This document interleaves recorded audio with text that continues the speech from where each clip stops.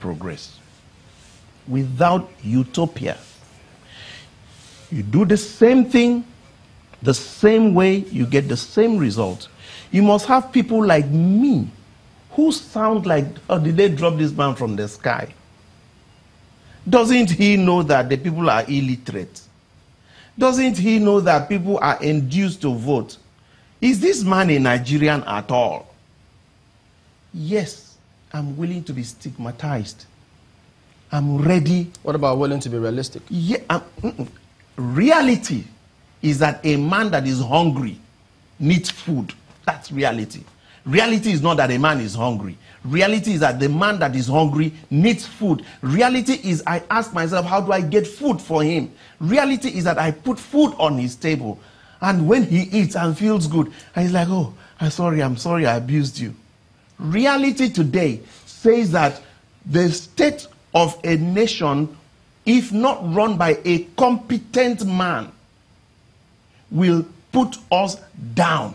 Mr. Etok, the thing is, when Chairman mentions reality, yes, basically what happens during elections looks like reality. People who are hungry, hold on, people who are hungry tend to get to meet the politician, and the politicians take to take care of their stomachs, put food on their table. So how do you think they will look anywhere else when they've been hungry and someone put food on their table? How do we change that perception or that reality to what it ought to be? Thank you.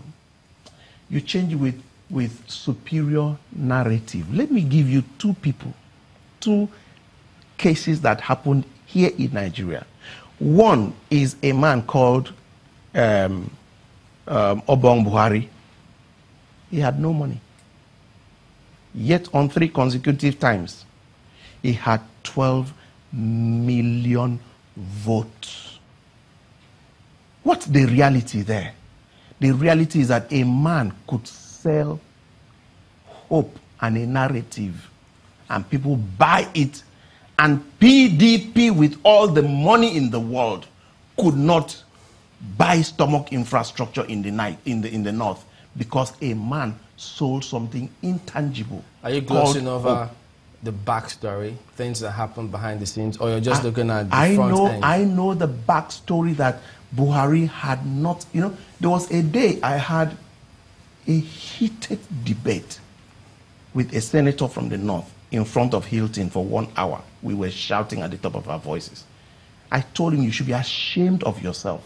You went to one of the most enlightened schools. How can you tell me that Nigeria should be run by, this person? I mean, with all due respect. And he said, architect. No, I'll tell you this. He said, architect. You are talking grammar. This is the one man that without 10 naira has 19 northern votes. And we want to win. I told him you should be ashamed of yourself some more. So what's important is that you win. So is it that what he was saying wasn't realistic? What he was saying was that the man the backstory was that he had people who believed in his narrative. What's wrong with it?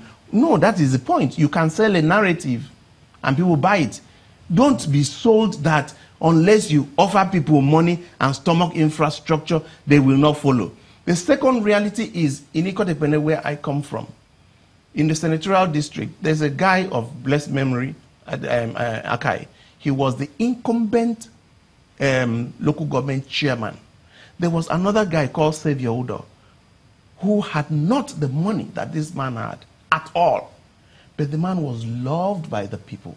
He defeated an incumbent with pure water, and he got the Senate seat. So the reality is that come and sell a superior narrative. Well, let people know that. A good thing you were able to situate it. Eko is not Nigeria. No, it's a microcosm. The dynamics are very different. With due respect, it's completely different. But when you spoke about free, fair, and credible elections, and then you look through the dailies, already you see PDP shouting to the top of their voice that, look, I think they say the APC and INEC plan to rig the 2019 elections. They were appealing to the UN in this matter. Do you believe in that concept of free, fair, and credible elections? Do I believe in oxygen to live? Yes, I believe in oxygen to live. Yes, I believe. Is that what this is? I believe in free, fair, credible election because that's the only. I mean, the concept. Yes, I believe in that concept. That's the only hope. Does it? Do you think it really, yes, it really happens? Yes, it takes a madman to cause a change. We can't believe in comfort zones. We can't. So why do you think opposition parties, at whatever point, whoever opposition is, they always say that this party is planning to ring? In fact, what they say is that people rig when they're popular. Because you and I sit down here, we never play our game. We never play our game. We continue the narratives of the people. You see, I contested governorship. What do you mean we play our game? I'll tell you. I contested governorship. You should know that. And it was a very big cost to me. Number two, I co-founded a national political party.